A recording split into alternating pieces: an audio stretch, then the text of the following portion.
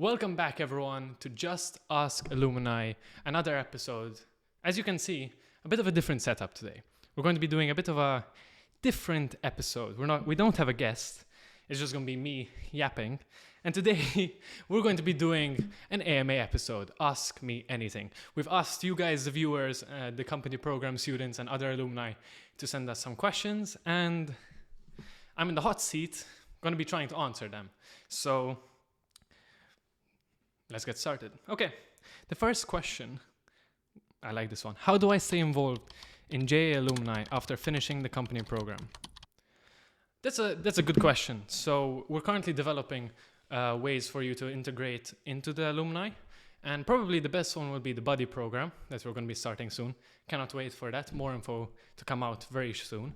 But the buddy program is practically where alumni are going to be able to assist a CP team currently in the program. And yeah, I think that's a brilliant way to integrate into the alumni network. You can also just follow our socials, come to events, stuff like that, volunteer, a lot of different ways. If you do want to learn more, just let us know. Feel free to drop a message and we'll explain everything. We're also planning on starting a group chat on one of the socials, WhatsApp, Instagram, or Facebook, where we'll have all the alumni and where you can learn. You can be the first to know about certain opportunities that we want to give out. So if you do want to join that, just let us know. I think that practically summarizes it. Okay, what's one skill you learned in JA that you still use today? Easy question with an easy, well, not easy question, but an easy answer. People skills. When I was in the program, I expected everyone to sort of have the same level of commitment and hard work that I did, or have the same goal. It doesn't work like that. People have different goals, people have different mentalities, different skills, and you need to learn how to be able to communicate with those people and actually get those people on board. So I think that's probably the biggest thing I learned. I got a lot of feedback from my teammates on sort of stuff that I did wrong during the program, and that mistake actually cost us, I feel, like a few of the awards and a few of the opportunities that we may have gotten. So yeah, I think it's all about trying to understand the people you're working with and trying to integrate everyone working together. Anyway, yeah, that's probably the biggest lesson I learned. Question number 3. What are some common mistakes JA teams make in the company program? Also, a pretty easy answer. From my viewpoint, a lot of the CP teams try to do everything. They try to either start a podcast and try to do all the social media, do all the strategies, all the sales, all the marketing strategies. They try and do everything in the span of a few months. And most businesses do not work like that. It doesn't work because every business is completely different. And you need to master one strategy that's going to give you the most profit and the most sales. I'll take a company that won my year in the company program, H2Low. They just went out and did a bunch of stands and sold an incredible amount of products. And that was something they mastered. They didn't really sell through online websites. They didn't try and do anything else. They just stuck with one thing and they did it really, really well. And they won the program because of it. So I think, yeah, you need to pick one sort of strategy that works really well. I mean, I know the CP students now are sort of late in the program, but once you do start another business, you need to pick the strategy that makes most sense for you guys, you know? Okay. Question number 4. What was your most memorable JA experience? I'll give 2. One while I was in the program and while I was an alumni.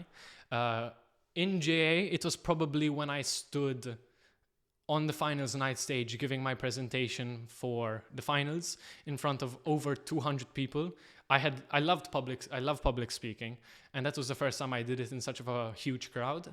And I think that was a very pivotal moment in me realizing the sort of power that me and my team had, in the sense of the power that we could really do what we wanted. Because we started off thinking, we can't start a business. But then we were there in front of a stage giving a report on the last 9 months of very hard work. It was incredible. And then for the alumni, something quite similar. Last August, me, Ante, and Matthias were in Porto. And it was a global summit of alumni across the whole world. I mean, hundreds of alumni there. And there was the awards night where all the countries would be given their sort of nation status, if they were bronze, gold, or silver. And my favorite moment was us winning the bronze nation just after a few months of starting the network. And it was an enchanting experience because apart from winning the award, which is great, but that wasn't like what really made the moment special. It was having people from across the whole world cheer the Malta team on, a team from such a small country with such limited, quote unquote, limited resources. But they were treating us like they would any other country, like they would treat Germany, Japan, Argentina. It was incredible. I mean, it made me realize how Malta can really integrate into the international scene and networks across the whole world if we really put our mind to it. And I don't think I'd be in the alumni if it wasn't for those moments where I realized we could really sort of become international. So yeah, that's why I'm still here to this day. Next question. How do I network effectively at JA events? I love this. Okay. I have a very good advice, and I actually got this from my cousin. So I thought that to network, you had to go with a specific strategy of what you wanted to get and who you wanted to meet. And you had to do that and you had to play a strategy. No, it doesn't work because you usually build a network of people who you like and people who like you. So my best advice for networking effectively is be yourself, be authentic, and enjoy the experience of meeting new people. I didn't really like meeting new people until last year. And when I went to Porto with the aim of networking, my cousin told me, like, it's not going to work, Izaak. Like, you cannot, people realize that you're trying to connect in order to get a resource out of them. So you cannot do that. You have to just connect with people as friends first. And then from there, usually they'll want to help you a lot more once they actually realize that you just want to be friends. And that's where you get your best connections from. Even if people at the moment don't have the resource you need now, they might have that resource in 5 or 10 years' time, or they might have something that you don't even know you need. And it's those people you connect with on a deep level that actually end up really helping you in the future, and usually give stuff for free. So yeah, be authentic. Next question. What's next for JA Alumni Malta? I'm excited about this. So there's a lot of different things. We want to build a lot more travel opportunities to different countries, which I'm super excited for. Let me read the list here because we have quite a lot. We also want to start building internships and trying to build more resources such as workshops for all of the alumni coming in so they can learn new skills such as video editing, photography, Canva, and a bunch of other things, events, logistics and stuff like that. Anything, we're trying our best to do that. We're also trying to make this network international, as I said previously. We want to connect with teams across all of Europe and eventually worldwide so that you can be given the opportunities to go and travel abroad and know people wherever you go. So yeah, apart from that, we want to build more connections with other organizations to give you more opportunities.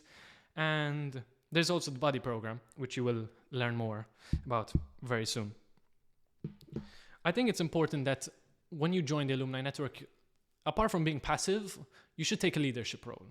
It's those people who take a leadership role and actually try and grow the network that are given the most opportunities, because when you give something, usually people are willing to give it back to you. So I do really highly encourage you to take a leadership role in this network and try and help someone else, because usually you will get something back.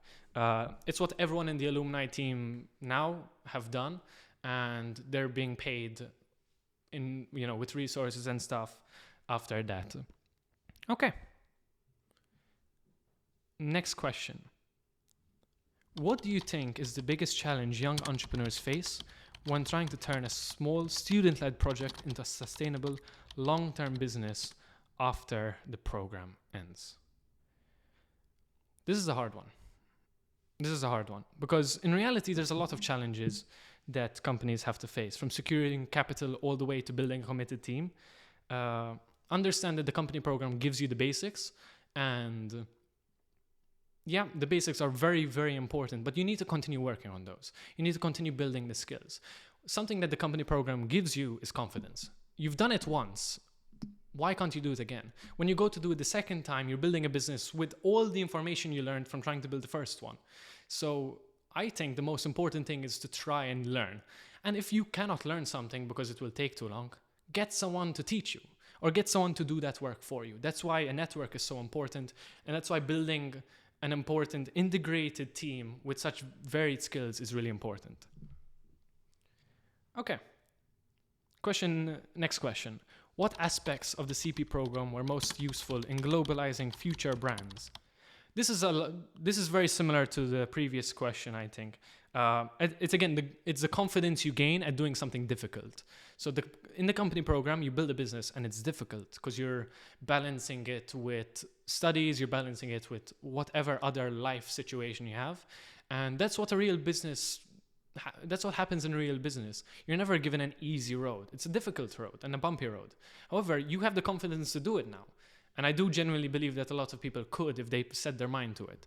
So I think the company program, it teaches you the basics. And that is why I don't think there's a part of the company program specifically that really, really helps, apart from maybe pitching. I think the company program does an excellent job at helping you pitch. And I think that I've seen Happy Pot, which is a startup program company.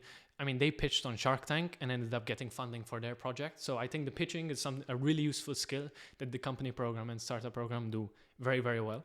But I think in general, it's just the confidence. I think just being able to look into someone's eyes and be confident that what you're doing is the right thing to do and you're actually going to succeed. I think we'll go on a little break and we'll come back to answer the rest of these questions. We want to thank Agenzia Zazah and the European Union's Programs Agency for their support in not only this podcast, but all of the projects we do at JA Alumni Malta. The Invest scheme and the Solidarity Corp scheme are the projects and funding that allow us to do everything that we do, and they're fully invested in what we're doing and the vision that we have for JA Alumni. So thank you, and let's get back to the episode. And we're back.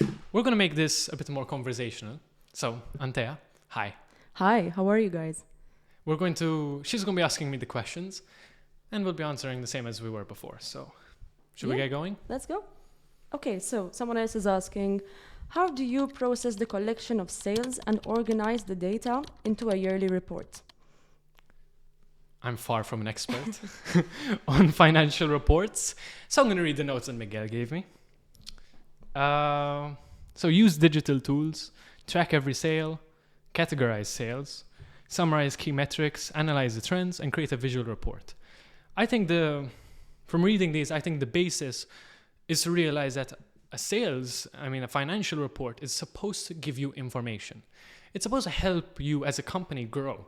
So you're going to be tracking data such as sales, the amount of profit you're making to make sure that you're actually making profit, but then actually seeing what you can get out of it. Is there specific months where your product does better? How much have you grown the past month and the past year?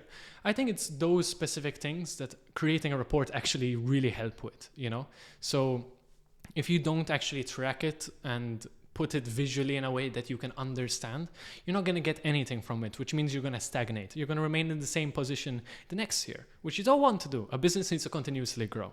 So a financial report will help you in that aspect. Whatever the company needs to grow, whatever you see as key metrics of success, such as rate of growth, profit, and stuff like that, or assets gained, that needs to be in your report. I think. Yep. Yeah, basically pretty that. How can our company utilize a website as a way to attract customers to our product? Okay. If you want to build a website, ensure that it leads to sales. Ultimately, marketing is all about sales. Marketing is a way of making sure that you increase the amount of sales to make your company profitable. Really simple. So if you want to build a website, first of all, determine if building a website is actually going to get you more sales. Is your customer likely to use a website? There's a company program team right now who sort of are making a product aimed for more of the elderly. So building a website, is that really going to help with that specific product? Who knows? It might. But you need to identify exactly why you're building a website. Building a website is costly and it takes a lot of time in stuff that you could invest in something else. And in a business, you cannot really go into projects that are not going to lead to sales and not going to lead to growth. So if you want to build a website, first of all, make sure it's viable for what you're doing as a business and make sure that it fits within your plan, your marketing plan, to generate more sales. Then apart from that, I think it's the basis of the website itself needs to reflect the marketing a lot. So take Apple, for example. Apple is clean and seamless. The website is beautiful. It matches exactly the product and the marketing they want to go for. It's completely different to, I don't know, the website of a supermarket, which is meant to be easy and you can see all the products right there and then. So when you build a website, ensure that it matches your branding and it gets you as much sales as possible. Sometimes a website actually slows down your sales because it adds another step to the process of a user buying so if, let's say the first step is someone seeing the product, how many steps are there for them to actually buy it, like give you money and you give them the product? If building a website only adds an extra step, it's not a good idea, I think. Yeah, and the interface, I think, because when I'm shopping online, I need a website which is usable, you know? Exactly. So if it's not going to work or if it's just cluttered or whatever, like it's not going to work. But also if you have to keep in mind that people might be buying things on their phone or on their laptop. That's a good point. So you have to fix it depending on the device. It's as well. very costly. I mean, getting a web but developer. There are like certain websites which help you develop an app as well. So look into that. But yeah, make sure it's usable. That's all I can say. Yeah. Good point. Another question. So, how can we learn more about marketing? And how do you get to know what your customers truly want? Okay. Speculation is disastrous in a company. Thinking that your belief in something is correct without actual data and research will kill your business. So it's important that to get to know your market, you have to do the basic market research. I'll explain it really quickly. Market research is split into two. You have the quantitative and the qualitative. The quantitative is stuff like surveys, questionnaires, interviews, that give you a lot of data. They tell you a lot about the market. And you're meant to use that to get a sort of big picture of how the market functions. With that, you're meant to actually research the statistics. For example, if you're going to create a platform where you want to sell notes to students, how many students are there actually in Malta, right? So that's one example. That will also help you actually figure out what your product is and what exactly the solution you want to give needs to be. However, apart from qualitative, which is brilliant, you need to go into quantitative, you need to go to qualitative. Qualitative is much less data, so stuff like focus groups and longer interviews with one or two people that tell you more about the emotions behind the market and the product you're trying to sell, right? So it's this research that's going to tell you exactly how the customer feels, their points of pain that you're going to solve. And that's where the solution really comes out. So I think that you really need to do that research and do it really, really well. Because once you do that, you save years of experimentation. Apart from that, I think that's basically it. Yeah, the qualitative and quantitative research is going to tell you a lot. Oh, and also be part of the market. Be one of the customers that you want to sell to. You have to actually understand the market really, really well in order to sell exactly what is needed, right? Now, there's a lot of companies like Airbnb where the founders weren't part of that market at all, but they spoke a lot with people who wanted to rent out property, and they figured out a solution by actually going and asking them. So do a good amount of time going to people who are going to buy the product and asking them these questions, connecting with them. You can also, if you're smart with it, start building a sort of group of people who would want to join your program or your product or your service when it starts, and you can actually start building a list of people that will help launch. So yeah, I think it's important to constantly be in the market and understand its changes, which is a difficult thing, don't get me wrong, but with that in mind, it leads to a lot of growth compared to if you didn't. Yep, exactly. Now, on a more personal note, how can I inspire and motivate my team? So, as a leader, as the JA Alumni coordinator, Okay. national coordinator. Yeah, I think this goes back to my answer earlier, which is you have to understand your team, right? And let's say that you don't have much choice in the people that you pick, then it's important that you understand each person's goals. They're going to have different goals. Their goal can be to learn a certain skill. Their goal can be to, connect with new people. It's important to learn what those goals are and bridge them see how they connect with the goal of the company. And you as a leader should ensure that the goals of each team member is being fulfilled, that they're actually getting what they want out of their role. It's something I find actually quite challenging in the alumni network, but I'm trying to learn more about it. You need to keep your team motivated by giving them what they want to a certain level. And if someone's goals just cannot align with the company or the team, they might not be a perfect fit for the team. And you have to realize that some people who might be great people just aren't ready or don't have that specific mindset that you need for your company. I mean, if you're going to sell flowers, then you want a team that really cares about flowers, like really cares about selling good flowers or giving, the emotions behind it. A team that doesn't really care about that, and you cannot align their goals under the whole general goal of the team and the company, you're going to have misalignment and a lot more friction between the team itself. I mean, I think that's practically it. And always have a chat with them, communicate constantly, give them breaks, give them, understand them on a personal level, be their friend. And certain people require different things. Okay, so what's going to work with one person won't work another person. It's always sort of experimentation with every single person on your team. And eventually you'll get it, and it's a bit of practice until you do. Yeah, and I think empathy is everything. Like, you have to be empathic with yourself and with others as well. And as you said. Oh, and also, if you want your team to act a certain way, act that way. That's true. So don't expect your team to show up at 8 a.m. meetings if you're 5 minutes late. Yeah. That's one really silly example. But I've seen this a lot in any organization or structure that I've sort of looked at. The people who come out of that organization, the people in that organization reflect the leader 100% all the time. All right. So ensure that you act the way that you want the culture of your company to be. Yeah. Yep. Okay. Do you have any tips on sales and team management? Ooh. So continuing with the previous question now, how do you manage the team?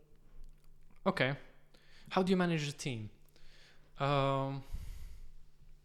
I think it continues off sort of understanding each person and ensuring that each person knows how their contribution leads to the long-term growth of the company and the team.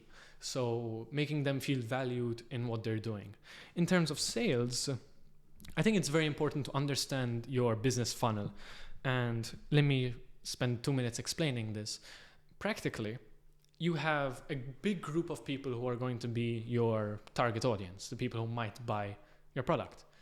And then you have a smaller amount of people who are actually your first-time buyers. So from that, let's say 100 people, 70 people will actually buy the product. An even smaller amount will be repeat customers, the people who like the product and want to buy again. And then after that, you have an even smaller, tiny group of people who are your loyal customers. And you really need to focus on those loyal customers because long-term, they're going to give you the most growth and the most profit. This is sort of where subscriptions, memberships come in, and giving sort of offers to certain loyal customers. It's important that you keep those long-term customers because they're really what makes a business sustainably grow after time. So that's with the sales. I think it's important to focus on selling to those loyal customers.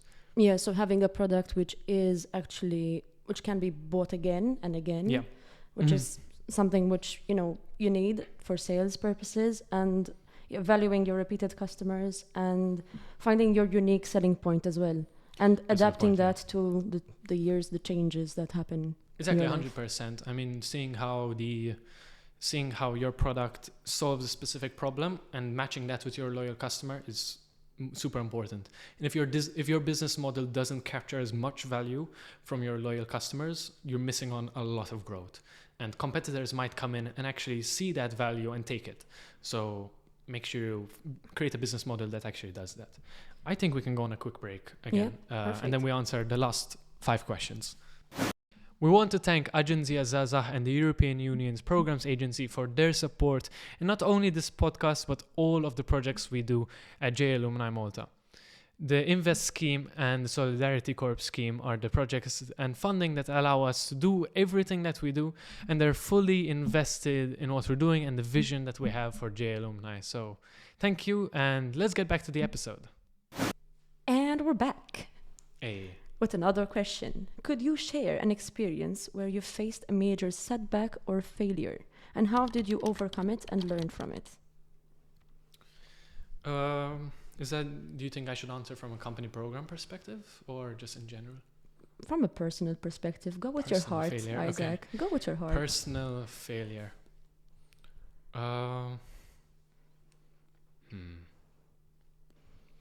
It's not. I failed a lot. I'm just trying to pick one. I mean, go through the epic fail tales event that we had, and just think of one of those failures, maybe.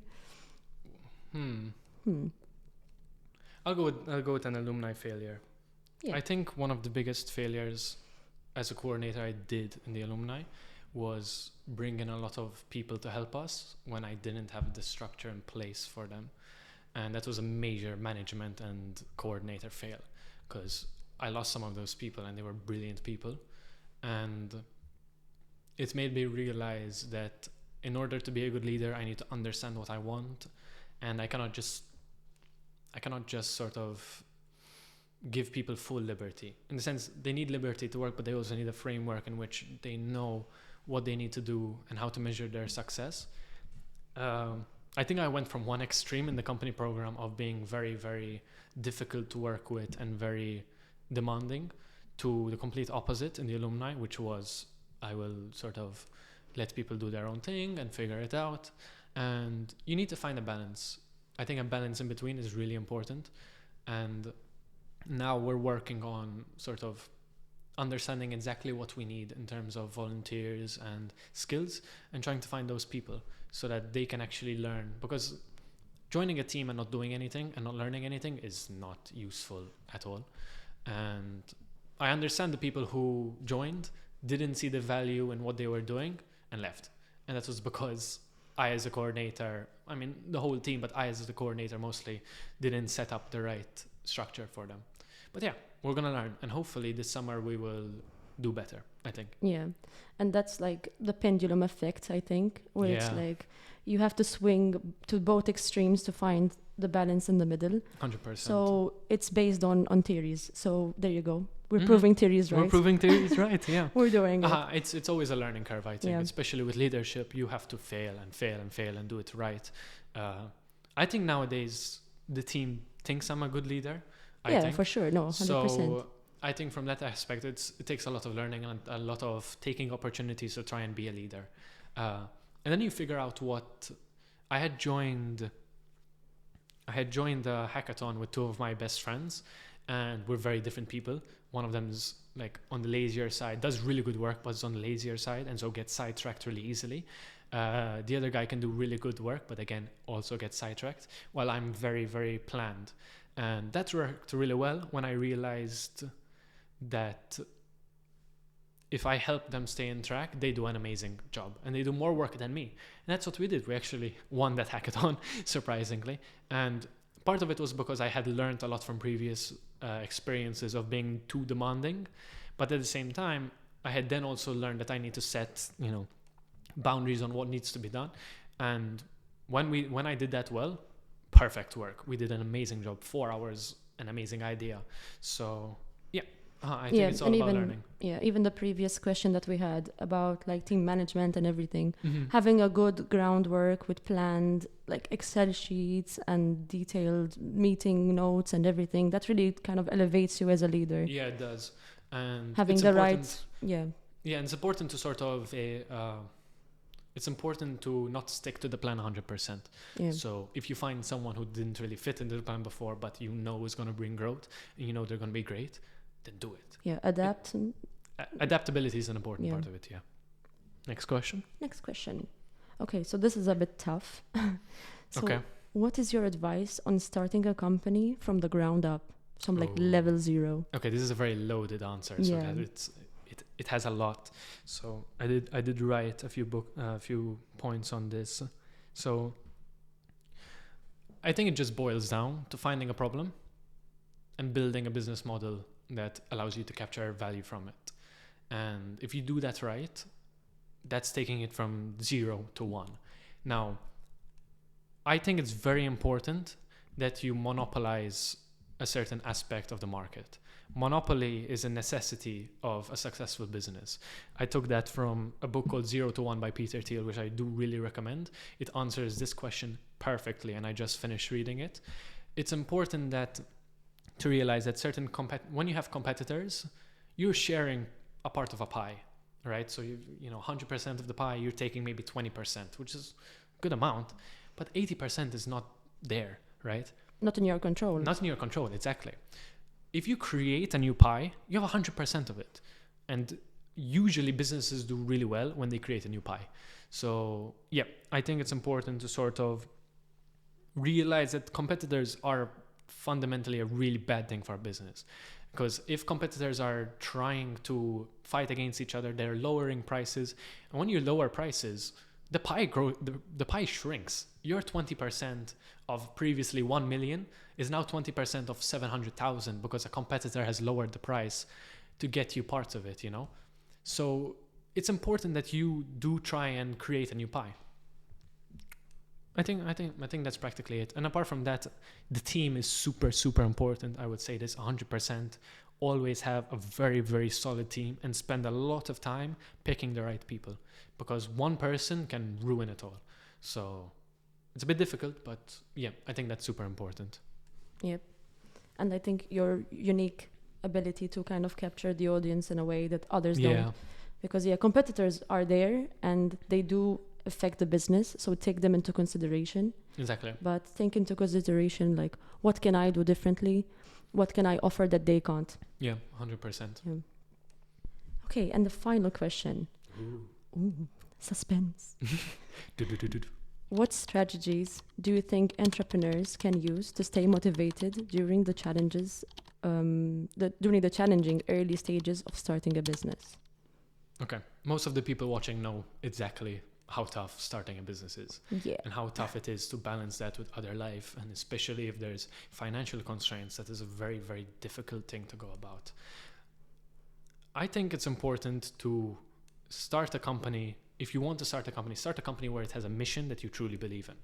And if you had to say, if I had to get no money from this, would I still be happy to do this company? It sounds really cliche, but I do genuinely believe that you need to have a mission that is worth people's time, effort, and money.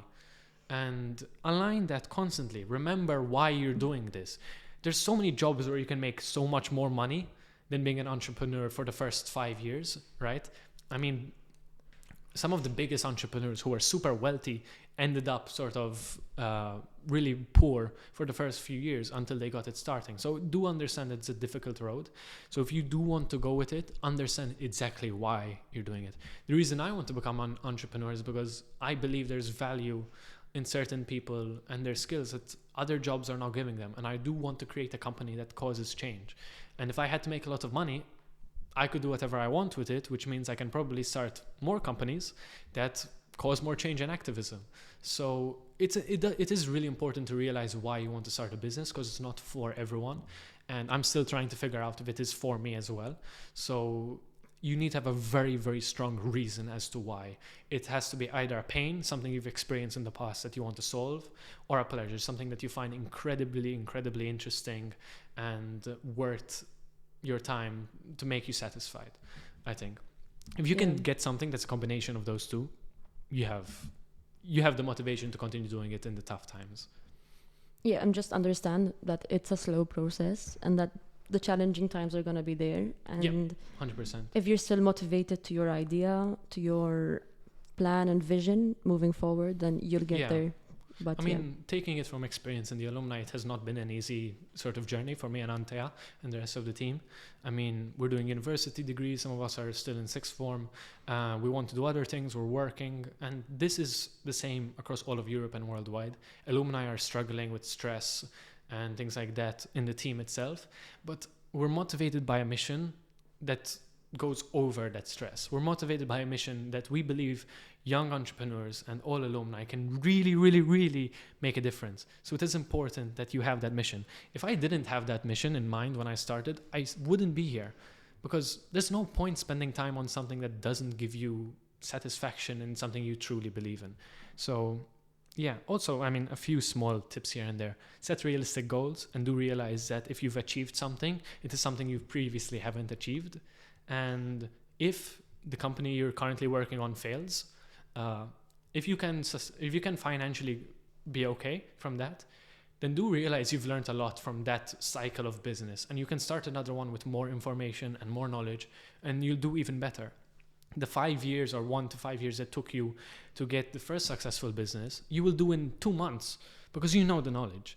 So ensure that you're constantly learning and you have a mission as to why you want to do something.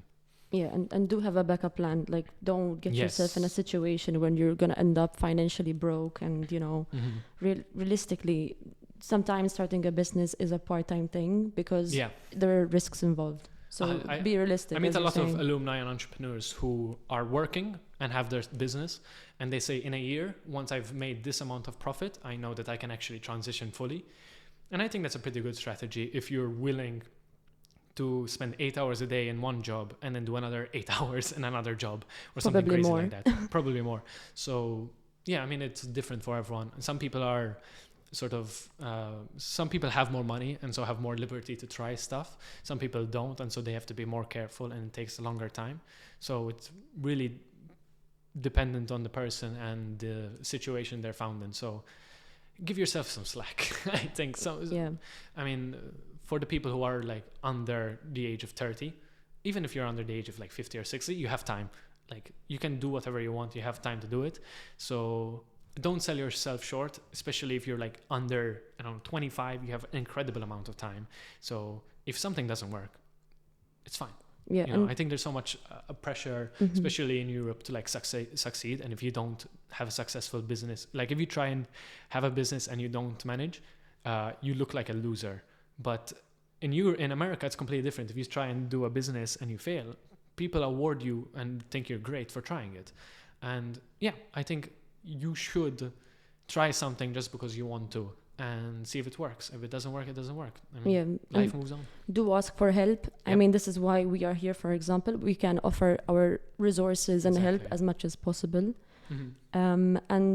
And yeah, like, don't be afraid to fail, and do have a backup plan. I think that's my advice. We're in such a global and interconnected world right now that we have a million opportunities to connect with people and use resources that other people have, knowledge that we don't have and would take years for us to learn. So being part of a network really, really does accelerate that progress. And that is why it's the motto of our network, which is to accelerate young entrepreneurs.